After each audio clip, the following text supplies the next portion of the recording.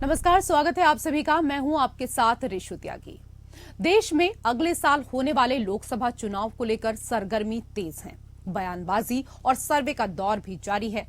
एक तरफ इंडिया गठबंधन है तो दूसरी ओर एनडीए है। दोनों पार्टियों के नेताओं की ओर से अलग अलग दावे भी किए जा रहे हैं। राजनीति में जीत के दावे करना सियासी रणनीति भी है और सियासी मजबूरी भी। लेकिन जो सर्वे सामने आ रहे हैं उससे 2024 के लोकसभा चुनाव में भले ही एनडीए की जीत हो रही है, लेकिन एनडीए के रास्ते में कई पत्थर भी नजर आ रहे हैं। ऐसे में नजर हटने पर दुर्घटना भी घट सकती है, क्योंकि कई राज्यों में एनडीए अपने विरोधी गठबंधन इंडिया से पीछे भी नजर आ रही है। ऐसे में शह और मात के खेल में किसे जीत मिलेगी, ये बड़ा सवाल है।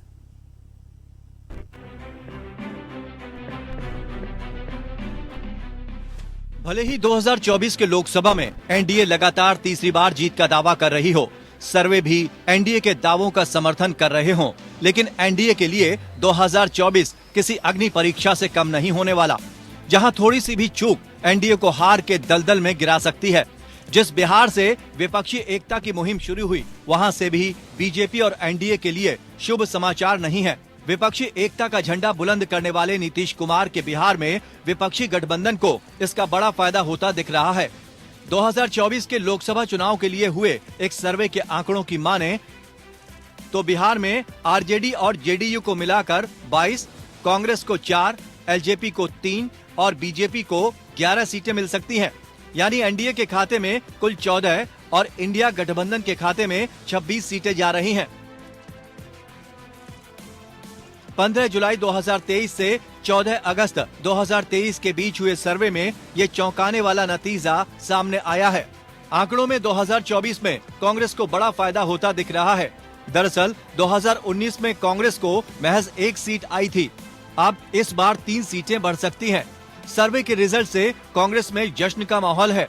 कांग्रेस का मानना है कि राहुल गांधी की भारत जोड़ो यात्रा के बाद देश का राजनीतिक माहौल बदल रहा है। कांग्रेस को उम्मीद है कि गठबंधन में उसे ज्यादा से ज्यादा सीटों पर लड़ने को मिलेगा और ये सिर्फ बिहार ही नहीं बल्कि पूरे देश में होगा। हालांकि देखना होगा कि सीएम नीतीश कुमार और डिप्टी सीएम तेजस्वी यादव कांग्रेस को लोकसभा चुनाव के लिए कितनी सीटें देते हैं। देखिए, सर्वे की बातें जो आप कर रहे हैं, 26 सीट दिखा रहे हैं, मुझे लगता है कि इंडिया गठबंधन को 26 नहीं 30-31 सीटें आएंगी, क्योंकि जिस तरह से केंद्र सरकार से लोग नाराज है बेरोजगारी को लेके, महंगाई को लेके, जिस तरह से सौहार्द बिगाड़ रहे हैं देश में, जिस तरह से एक दूसरे में कटुता फैला रहे हैं, तो ये तय है कि बिहार में खास करके 31 से 32 सीटें इंडिया अलायंस को आएंगी और एनडीए को 9-10 सीट आते आते वो उनकी हालत खराब हो जाएगी। हालांकि सर्वे में बिहार से लोकसभा चुनाव में इंडिया गठबंधन के लिए अच्छी खबर है, तो वहीं 2025 में होने वाले विधानसभा चुनाव में इंडिया गठबंधन के लिए बुरी खबर भी है। दरअसल आम आदमी पार्टी ने 2025 में होने वाले बिहार विधानसभा चुनाव में लड़ने का ऐलान कर दिया है। इससे विपक्षी एकता की कवायद को बड़ा झटका भी लग सकता है। ये देखना दिलचस्प होगा कि आपके इस ऐलान को जेडीयू, आरजेडी और कांग्रेस कितनी गंभीरता से लेती है। केजरीवाल की राजनीति से हटकर इंडिया गठबंधन की रणनीति पर आए तो बिहार ही नहीं, सर्वे में कई राज्यों में एनडीए को झटका लगते दिख रहा है। बिहार में एनडीए को भारी नुकसान की आशंका है। वहीं महाराष्ट्र की 48 सीटों में इस बार एनडीए को 20 सीटें और इंडिया गठबंधन को 28 सीटें मिलने का अनुमान है। बिहार और महाराष्ट्र दोनों राज्यों को मिला दें तो एनडीए को यहां कुल 88 सीटों में 34 सीटें मिलने का अनुमान है, जबकि 2019 में एनडीए को बिहार में 39 सीटें और महाराष्ट्र में 41 सीटें मिली थीं। इस लिहाज से एनडीए को इन दो राज्यों में 46 सीटों का नुकसान हो सकता है। सर्वे के अनुसार पश्चिम बंगाल में एनडीए को 18 और इंडिया गठबंधन को 24 सीटों पर जीत मिलने का अनुमान लगाया गया है। पंजाब में एनडीए को केवल 1 सीट जबकि इंडिया गठबंधन को 12 सीटें मिलती नजर आ रही हैं। दक्षिणी राज्यों की सीटों में एनडीए को तमिलनाडु से इस बार भी कोई सीट मिलते नहीं दिख रही। सर्वे में तमिलनाडु की सभी 39 लोकसभा सीटें इंडिया गठबंधन को मिलने का अनुमान है। वहीं केरल में भी एनडीए का खाता नहीं खुलने का अनुमान है। केरल में 20 की 20 सीटें विपक्ष की इंडिया अलायंस को मिलने का अनुमान जताया जा रहा है। देखिए, सर्वे का सैंपल साइज जो होता है वो निर्भर करता है कि आपने किस एरिया में कितने लोगों से सर्वे लिए, लेकिन जो वस्तु स्थिति है वो कुछ और है। आज के डेट में पूरे बिहार में महागठबंधन के जंगल राज से पूरे 14 करोड़ लोग त्रस्त हैं। आए दिन हत्या, अपहरण, लूट, डकैती से पूरा का पूरा बिहार अराजकता के माहौल में चल रहा है। अभी तक की जो कवायद है वह कवायद जनता के तमाम हितों को देखते हुए लिया जा रहा है, क्योंकि जो बेरोजगारी की दर है, जो युवाओं में नैराश्य का भाव है, इस भाव को दूर करना हमारा प्रथम कर्तव्य है। दरअसल विपक्ष के 1-to-1 फार्मूले से बीजेपी और एनडीए की मुश्किलें बढ़ सकती हैं। नीतीश कुमार का पूरा जोर है कि हर सीट पर भाजपा और उसके सहयोगी दलों के प्रत्याशी के खिलाफ विपक्ष का एक ही उम्मीदवार हो। अगर पूरा विपक्ष इस पर राजी हो जाता है तो बीजेपी के लिए मुश्किलें खड़ी हो सकती हैं। हालांकि हालिया सर्वे में एनडीए को तीसरी बार भी बहुमत मिलने का अनुमान लगाया गया है। इसमें एनडीए को 43% वोट शेयर मिलने का अनुमान है, जबकि इंडिया अलायंस को उससे 2% कम 41% वोट शेयर मिला है। लेकिन चुनावी राजनीति में 2% का आंकड़ा कब पलट जाए कहा नहीं जा सकता और विपक्षी गठबंधन भी इसी कोशिश में है। अब देखना है कि इस शह और मात के खेल में बाजी किसके हाथ लगती है। Bureau report, APN.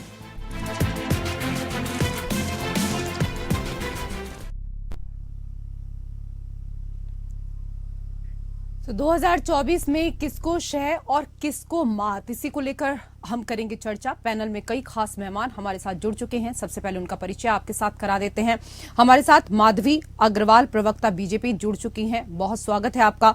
हमारे साथ अभिमन्यु त्यागी, प्रवक्ता कांग्रेस, जुड़ चुके हैं। आपका भी बहुत स्वागत अभिमन्यु जी।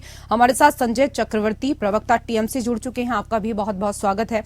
हमारे साथ जेडीयू के प्रवक्ता प्रोफेसर के त्रिपाठी भी जुड़ चुके हैं। आपका भी स्वागत। और हमारे साथ आम आदमी पार्टी के प्रवक्ता रमेश श्रीवास्तव भी जुड़े हुए हैं। आपका भी बहुत स्वागत। के त्रिपाठी जी, आम आदमी पार्टी बिहार में विधानसभा चुनाव लड़ने जा रही है। आपने उन्हें साथी की तरह बुलाया था, अब वो प्रतिद्वंदी बनकर आएंगे, क्या कहेंगे इस पर? क्योंकि आम आदमी बीजेपी के वोटरों को प्रभावित नहीं करती, वो कांग्रेस माइंडसेट वोटरों को ही प्रभावित करती है, जिसमें आपका वोट बैंक भी शामिल है। देखिए नेहा जी, नेहा नहीं सर, रेशु। तो बहुत ठीक है मैडम। अभी तो बहुत पहले आपका बयान जो आ रहा है, ये मुझे नहीं लगता है वो बहुत देर तक परसिस्ट करेगा। अभी तो 24 का चुनाव है और बिहार का चुनाव तो 25 में है। तो अभी से इस तरीके की चर्चा को करना मुझे नहीं लगता है राजनीतिक रूप से बेमानी।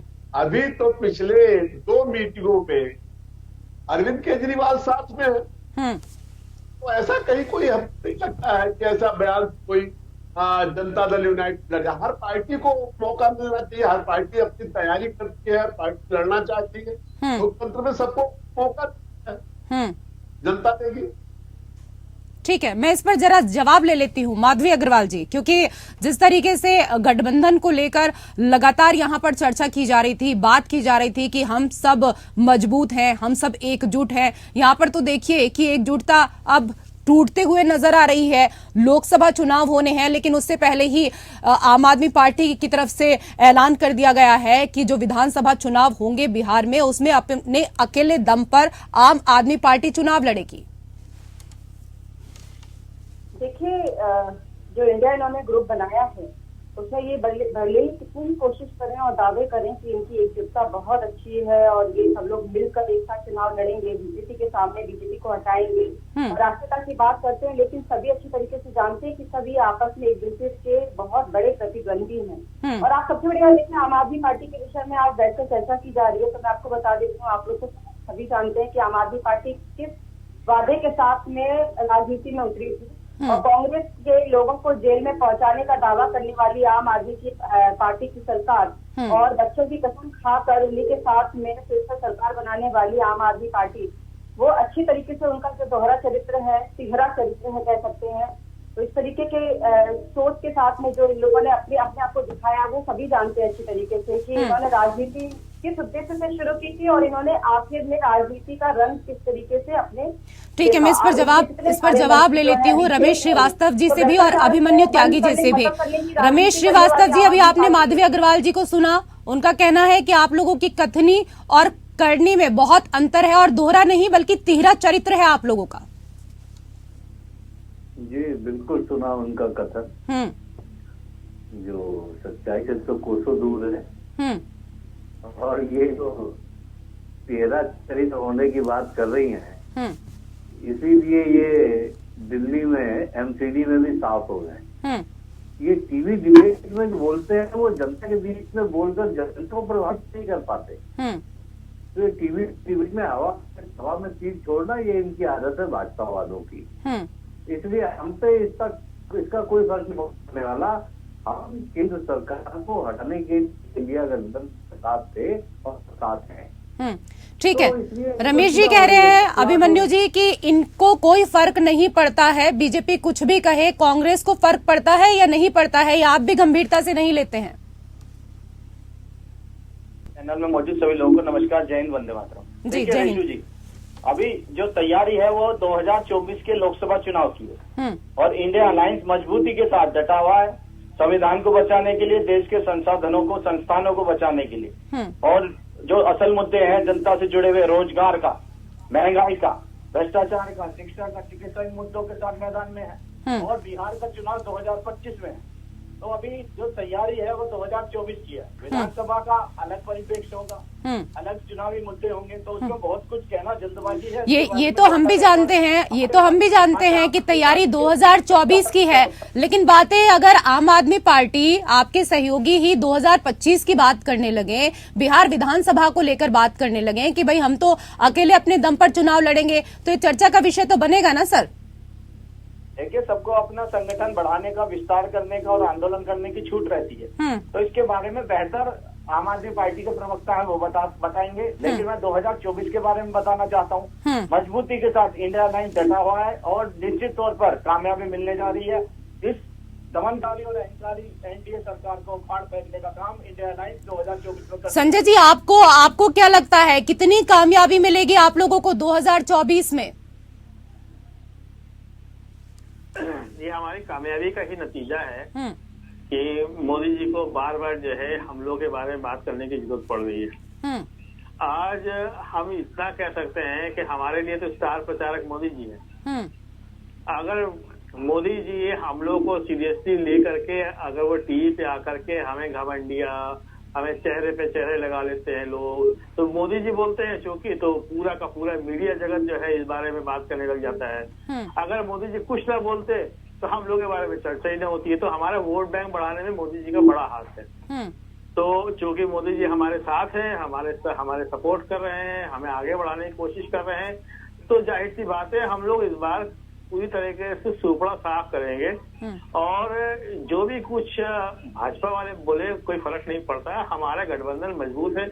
आप 26 देख रहे थे, अभी हमने इसके पिछले वाले डिबेट में भी मैंने बोला था आप ही के चैनल में कि हम लोग और भी बढ़ने वाले हैं। कुछ हमारे साथ और भी राष्ट्रीय दल और क्षेत्रीय दल हमारे साथ आने वाले हैं। और आगे चल करके आप देखिएगा मुकाबला ऐसा होगा कि एक तरफा होगा। अभी आप परसेंटेज के बारे में बात करें, ठीक है, मुकाबला आप कह रहे हैं कि एक तरफा होगा और सुपड़ा साफ करने की बात यहाँ पर कर रहे हैं। माधवी जी क्या कहेंगी?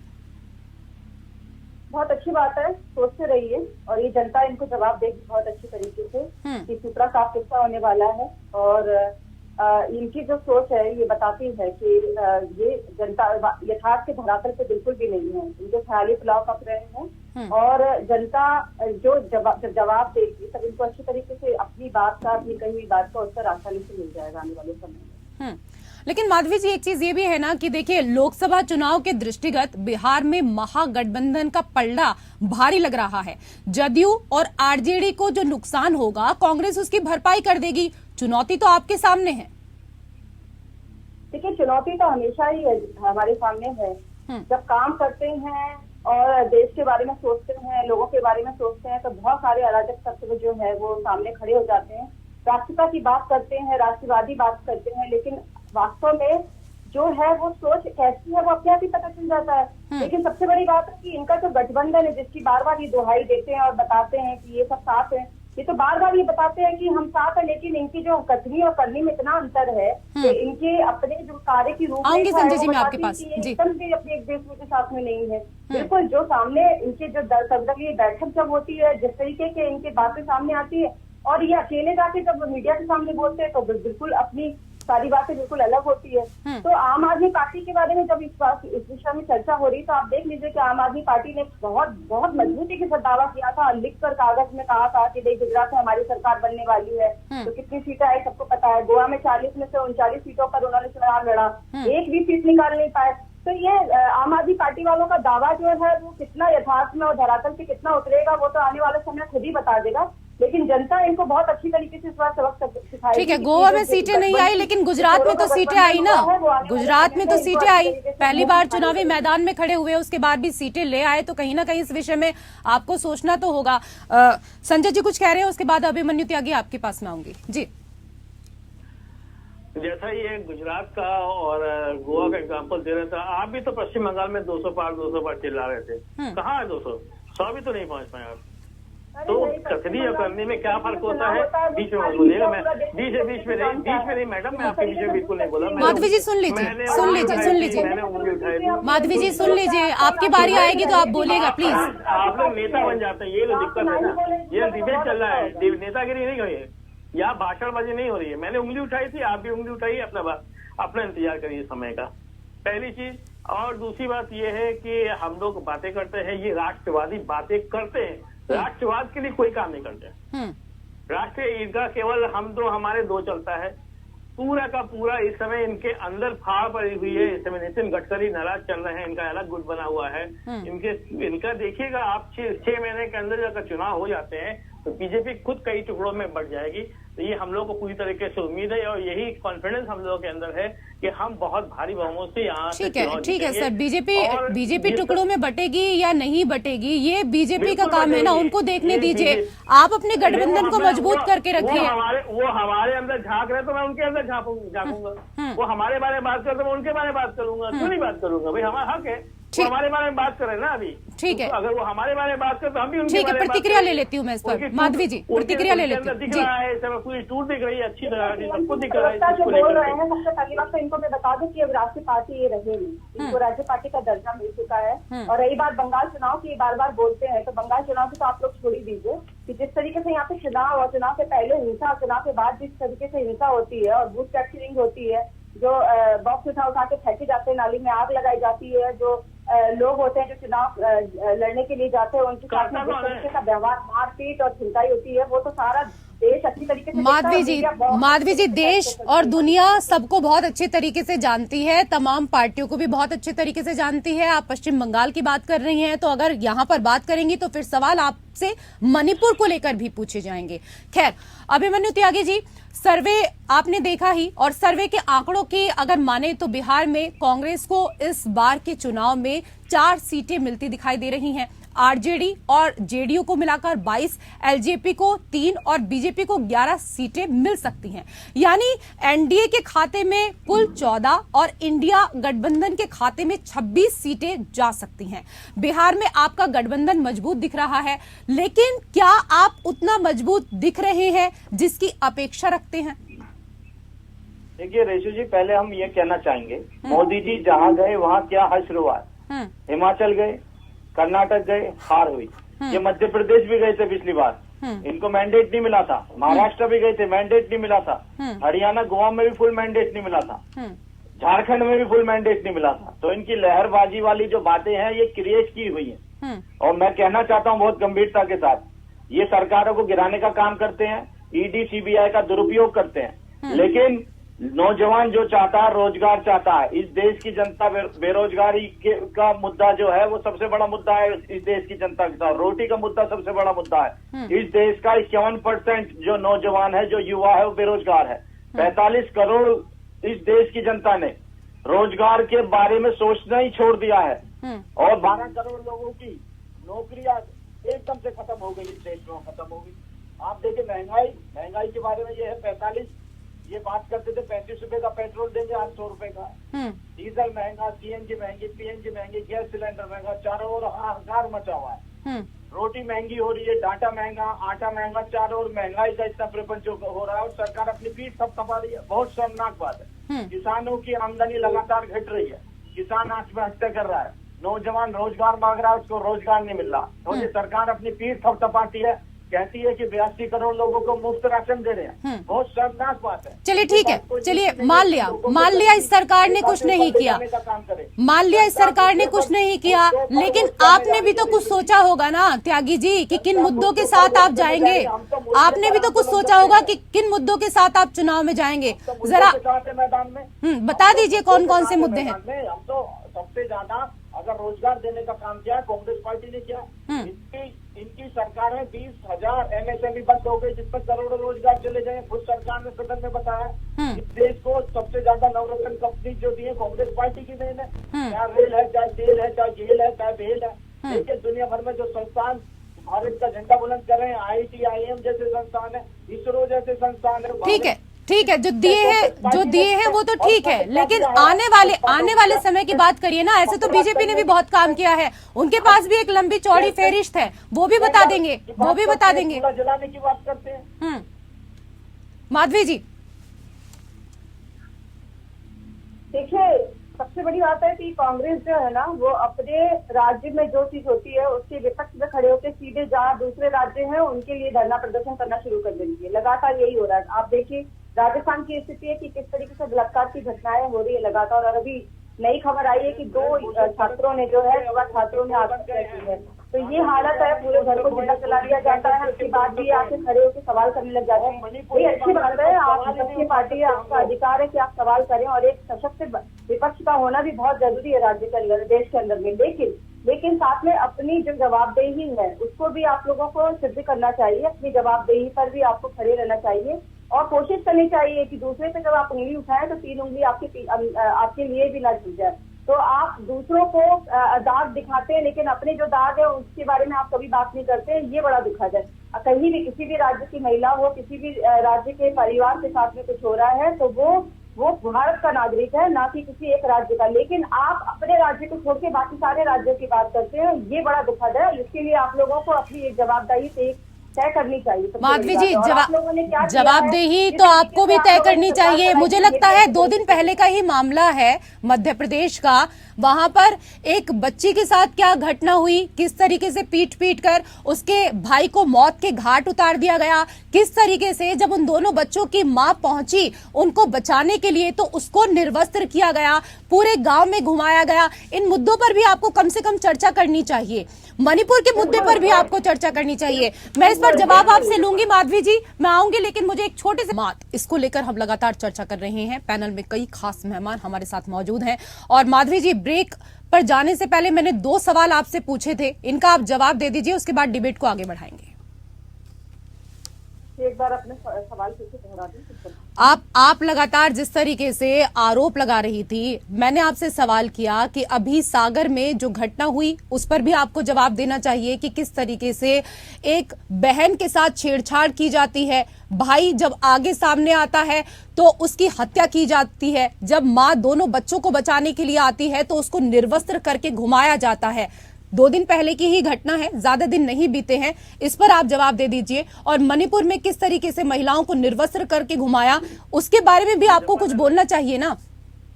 मैंने बोला है, मैंने हमेशा बोला, देखिए मैं महिला पहले हूँ और बाकी किसी भी दल की रिप्रेजेंटेटिव बाद में हूँ। तो मैं ये बात कहूंगी और बहुत ही अपने कड़े शब्दों में इस चीज की निंदा करती हूँ। और मैं बहुत हृदय से ये बात बोल रही हूँ कि ये पीड़ादायक बातें हैं।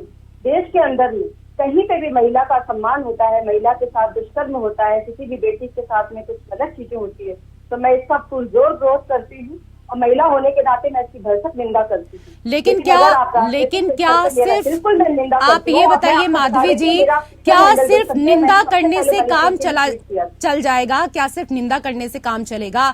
2 दिन बाद रक्षाबंधन का त्योहार है, 2 दिन बाद रक्षाबंधन का त्योहार है माधवी जी। उस बहन के बारे में सोचिए कि जिसके साथ पहले ही इतनी बड़ी घटना हुई और उसकी आंखों के सामने उसके भाई को पीट कर मौत के घाट उतार दिया गया। क्या सिर्फ निंदा करने से काम चल जाएगा?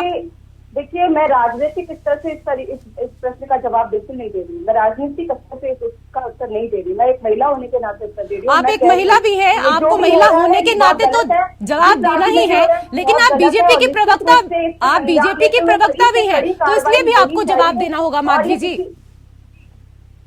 मुझे आप बोलने नहीं देंगे, आप बीच में बोलेंगे तो फिर कैसे चलेगा? आप बोल लीजिए पहले, फिर मैं एक साथ जवाब दे देती हूँ। ठीक है, आप जवाब दीजिए। ठीक है, आप जवाब दीजिए। आप मेरी बात में अपने शब्द डाल रहे हैं, मैं समझ नहीं पा रही हूँ कि मैं किस तरीके से इस चीज को ठीक है मैडम, आप जवाब दीजिए।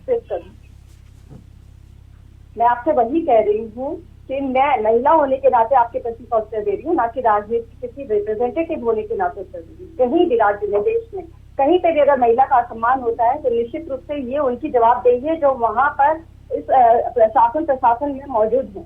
और अगर होता है तो निश्चित रूप से इस चीज के लिए उनको आगे आकर कड़ी से कड़ी कार्रवाई करनी चाहिए, चाहे किसी भी राज्य में होता है। महिला का सम्मान राज्य में, देश में कहीं नहीं होना चाहिए, लेकिन ये भी नहीं होना चाहिए कि आप उंगली उठाएं और दूसरी उंगली आप अपनी तरफ ना देखें कि आपके ऊपर भी 3 उंगली झुकी हुई है। तो ये गलत चीज है। मैं बिल्कुल कह रही हूँ, अगर मध्य प्रदेश में हुआ है, चाहे महाराष्ट्र में हुआ है, चाहे राजस्थान में हुआ है, महिला का सम्मान नहीं होना चाहिए। ये बिल्कुल टॉलरेबल नहीं है। मैं बार बार इस बात को कह रही हूँ। ठीक है, मैं संजय जी कुछ कहना चाह रहे हैं बहुत देर से जी।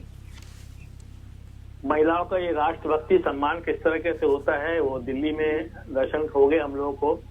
और इंटरनेशनल कुश्ती संघ जो है उन्होंने भारतीय कुश्ती संघ की मान्यता को रद्द कर दिया सिर्फ और सिर्फ एक आदमी को बचाने के चक्कर में। अब कुश्ती संघ से हमारी महिलाएं जो अगर लड़ने जाएंगी या पुरुष जाएंगे इंटरनेशनल लेवल पे तो भारतीय तिरंगा नहीं लहराएगा। ये देश का सबसे बड़ा अपमान है।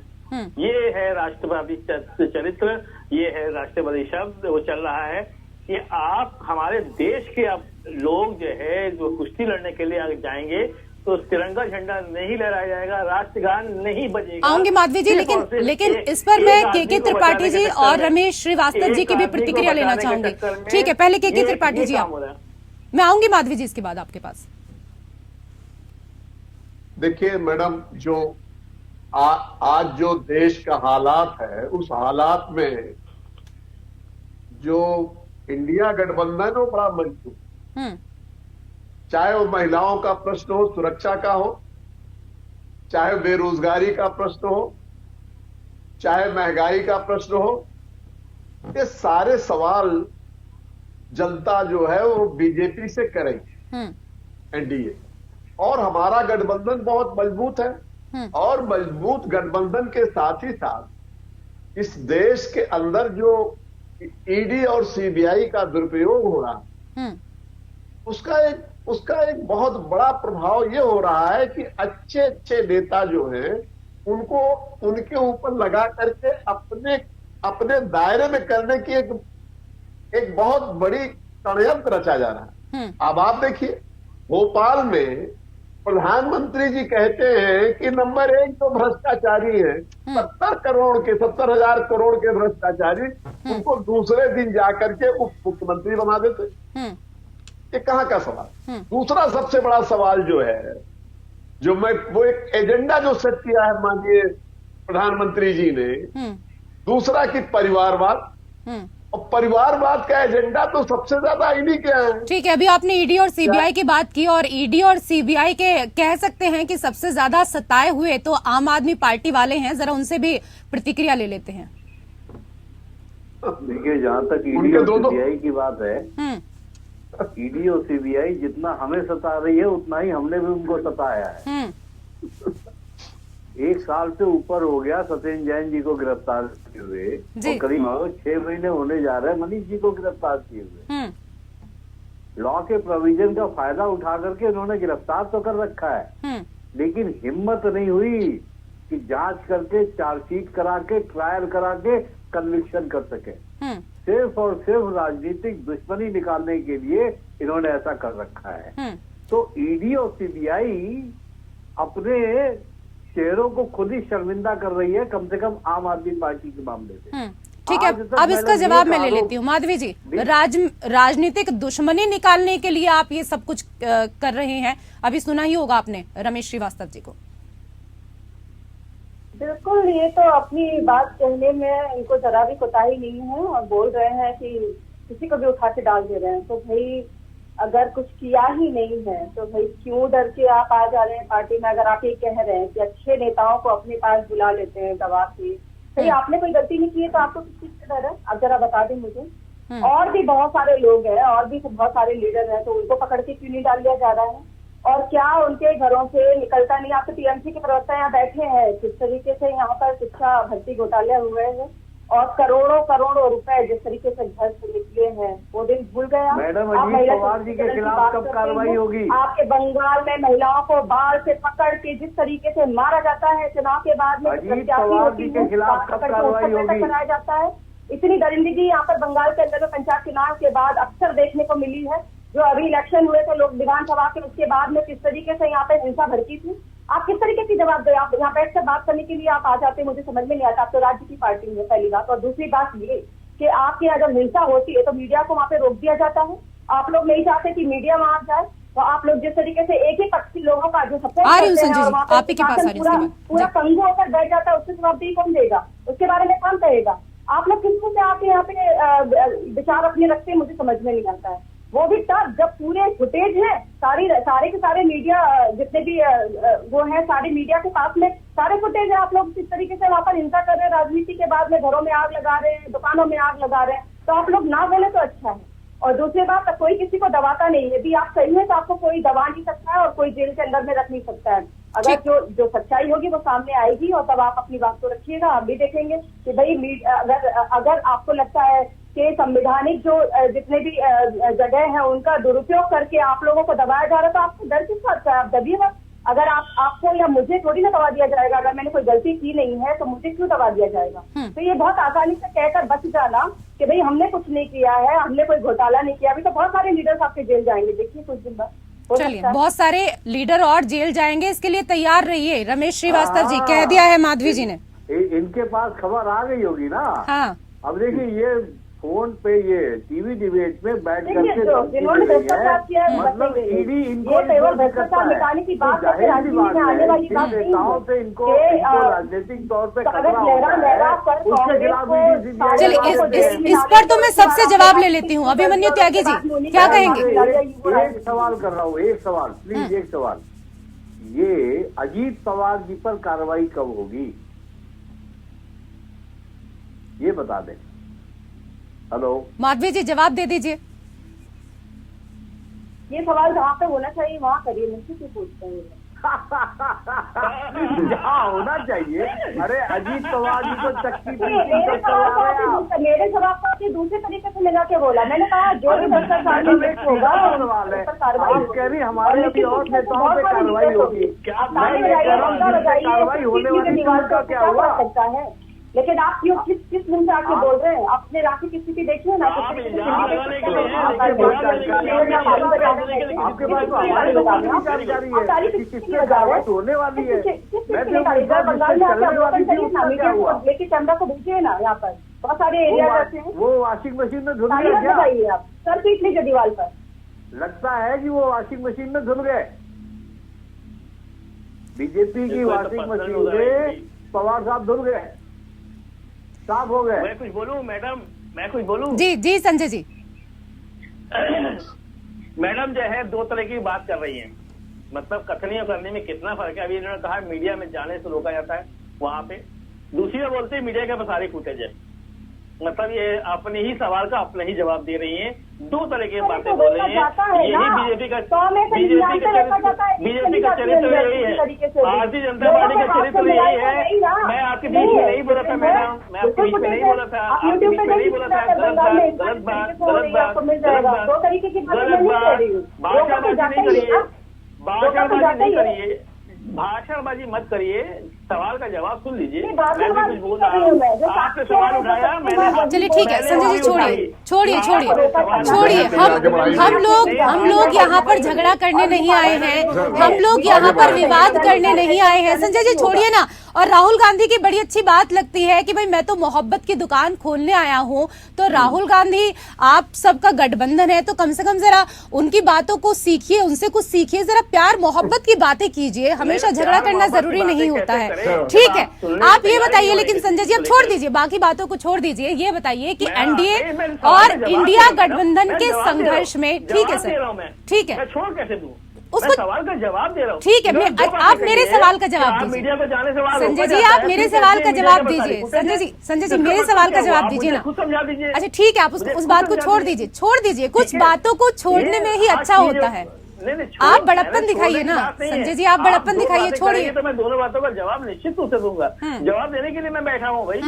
मैं इस तरह के पल्ला नहीं झाड़ लूंगा कि कड़वा कड़वा तू मीठा मीठा खा लिया, इन्होंने कहता है उसे मुझसे क्यों पूछ रहे, इस तरह तो नहीं छोड़ूंगा मैं। आप अभी जो है रमेश जी ने पूछा था अजीत पवार के बारे में। चलिए अजीत पवार तो ये नया केस है। हेमंत विश्वकर्मा के बारे में बात कर लीजिए। जो उनको 2014 में आपने 13 में अपनी पार्टी में शामिल किया था, बड़े भ्रष्टाचार के नाम वो दे करके आज वो उनको चीफ मिनिस्टर बना के बैठे हुए हैं। उनके बारे में क्या कार्रवाई हुई, थोड़ा सा हम लोग को बताइए। हम लोग जाने कितनी बार उनको जो है सम्मान मिला, कितनी बार वो गए, ईडी ने उनके ऊपर क्या कार्रवाई की, कुछ नहीं, 0 सन्नाटा। दूसरी बात आते हैं, इन्होंने कहा कि भाई वहां पे करोड़ों रुपए का घोटाला हुआ। लगता है सीएजी का रिपोर्ट नहीं पढ़ा है आपने। सीएजी के रिपोर्ट में द्वारका एक्सप्रेस वे जो 18 करोड़ किलोमीटर था वो अब 250 करोड़ किलोमीटर हो गया। मतलब जो है अगर 2 किलोमीटर बन जाए तो चंद्रमा में हम लोग पहुंच जाएं। चंद्रयान जो 450 करोड़ में बना है तो 2 किलोमीटर में इस तरीके से घोटाला। अयोध्या का आपने जो है कॉरिडोर घोटाला हुआ है।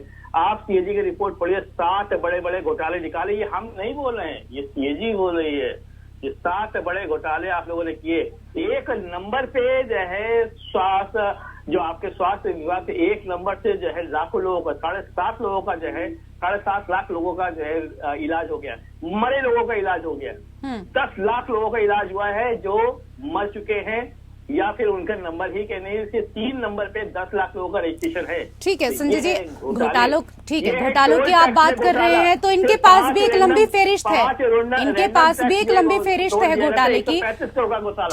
ठीक है, वो उनके पास भी एक लंबी फेरिस्त है। लेकिन हम यहाँ पर अब लगातार बात यही कर रहे हैं कि 2024 का चुनाव है सर, किस तरीके से आप जनता के बीच जाएंगे। जो पुरानी चीजें हो गई हैं उनको छोड़ दिए और थोड़ा आगे बढ़िए। सर ये बताइए कि एनडीए और इंडिया गठबंधन के संघर्ष में आपकी आकांक्षाओं को कहां जगह मिल पाएगी। आपने जिस तरह पूर्वोत्तर में मजबूती से कदम बढ़ाए हैं वो इस सामूहिकता में कैसे चल पाएंगे। किससे पूछ रही हैं? आपसे पूछ रही हूँ। देखिए पहली बात तो मैं आपको क्लियर करके बता दूं, अभी आपने बिहार के बारे में देखा, अभी आपने महाराष्ट्र के बारे में बात की। तो महाराष्ट्र कहाँ से आता है? पश्चिम में आता है। बिहार कहाँ आता है? पूरब में आता है। बंगाल में आपने देखा हमारी मजबूती, बिहार में देखा।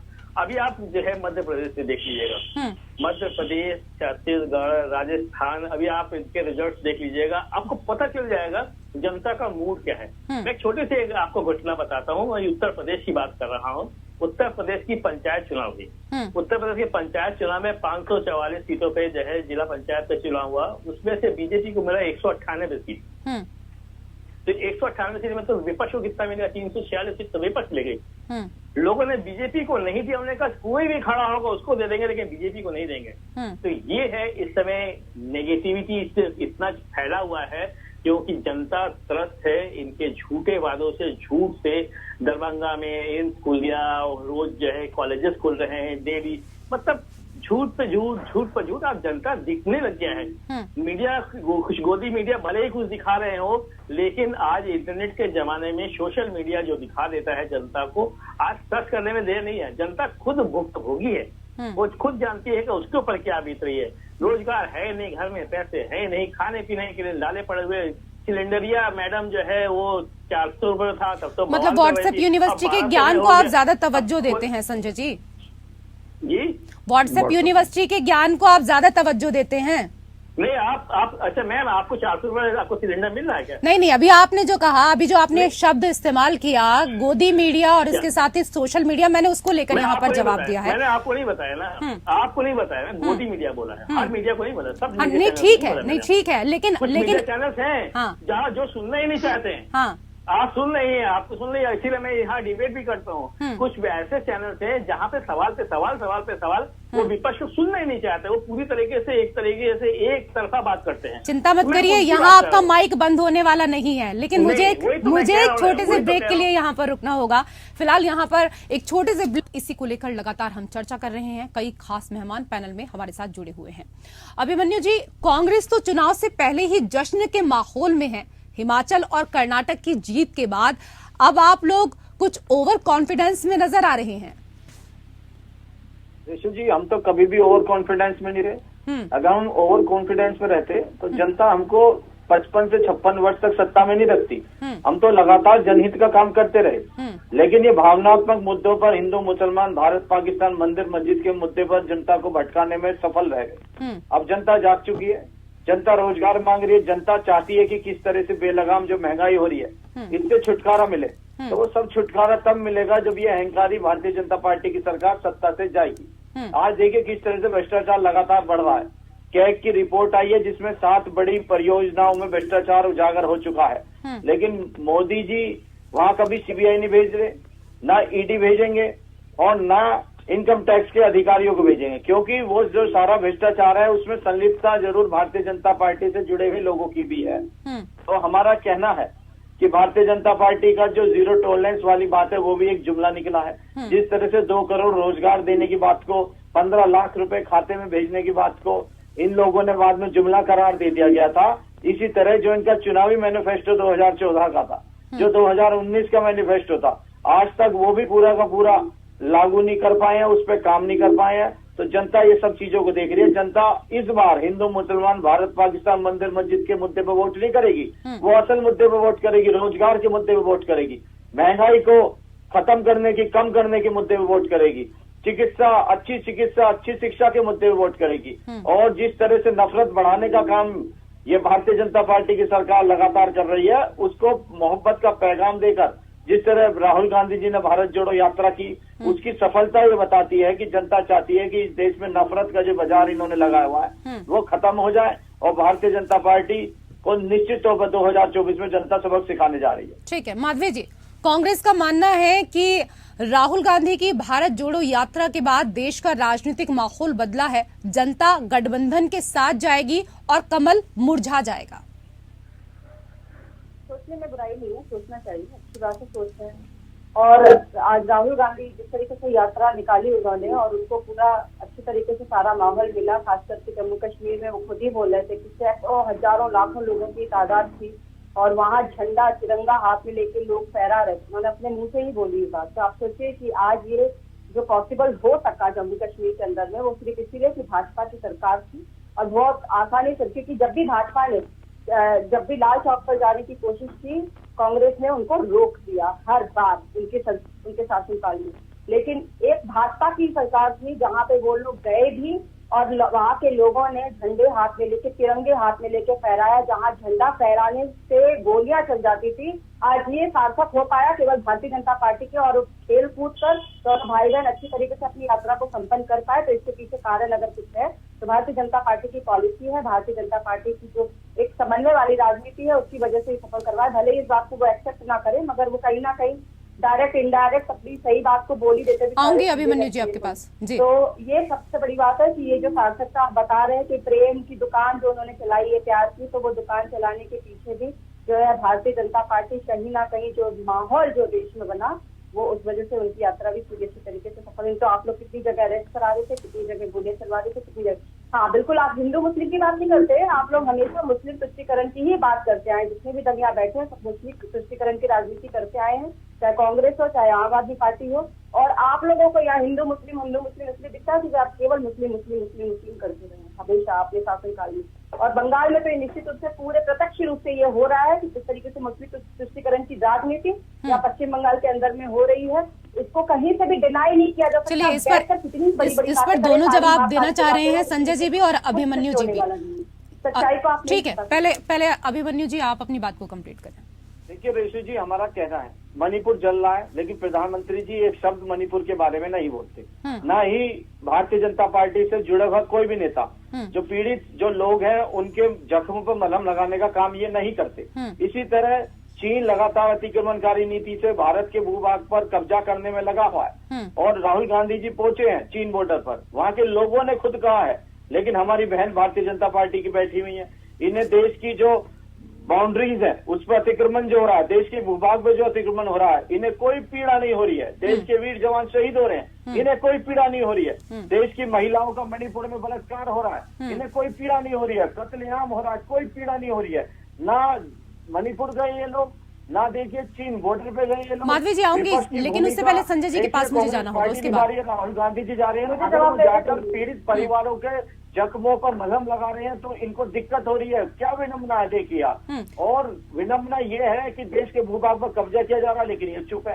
एक प्रदेश अशांत है, 150 हत्या हो चुकी, 60,000 ठीक है, आपने तमाम सवाल उठा दिए हैं, जरा जवाब लेने दीजिए एक बार। जी माधवी जी, बहुत शर्मनाक है ये जो आप अपनी छाती पीट पीट के इतना रोना रो रहे हैं ना, जो मणिपुर कर रहे हैं, आप लोगों को अच्छी तरह पता है ना कन्वर्जन किस तरीके से हुआ है कांग्रेस के शासनकाल में, 76 में किस तरीके से वहाँ अनदेखी हुई है। मैं तो वहाँ राज्य की इंचार्ज नहीं हूँ, मैं आपको बताती हूँ। सुनिए, वहाँ ये हालत है कि लोग गाड़ी लेकर डायरेक्टली जा नहीं सकते। मैं ब्लॉक लेवल तक गई हूँ, वहाँ पर बीजेपी के आने के बाद में इस चीज को आप डिनाई नहीं कर सकते। जो हालत है, ठीक है, मुझे संजय जी के पास जाना होगा, बहुत देर से कुछ कहना चाह रहे हैं संजय जी। जो अपना इंतजाम किया है ना, और वहाँ पे जो ड्राइवर, ठीक है, एक बार संजय जी को सुन लेते हैं, उनकी बात सुन लेते हैं। संजय जी, प्रतीक पल है जो आज वहाँ पे चल रही है। अभी इन्होंने पश्चिम बंगाल के मुस्लिम तुष्टीकरण के बारे में बात है। ये पूरे के पूरे 10 करोड़ पश्चिम बंगाल की जनता का अपमान है। अगर हमें केवल मुस्लिमों का वोट मिला होता तो हम 222 सीटें जीत करके नहीं आए होते। हमने अगर तुष्टीकरण का काम किया होता तो हम सिर्फ और सिर्फ 34-35 सीट जीत पाते, लेकिन हम 222 सीटें जीत पाए गए हैं। तो हमने समान रूप से सबके साथ एक जैसा काम किया है। यही वजह है कि हम जीते हैं। और इस बार ये 88 पता नहीं माधवी जी, समय का अभाव है, उनको बात कंप्लीट करने दीजिए। समय का अभाव है माधवी जी, प्लीज। मैं बोलता हूँ, ये बोलने लग जाती है। ठीक है, समय का अभाव है, कंप्लीट करने दीजिए जी। मैं कभी नहीं बोलता आपके बीच में। ठीक है सर, बोलिए।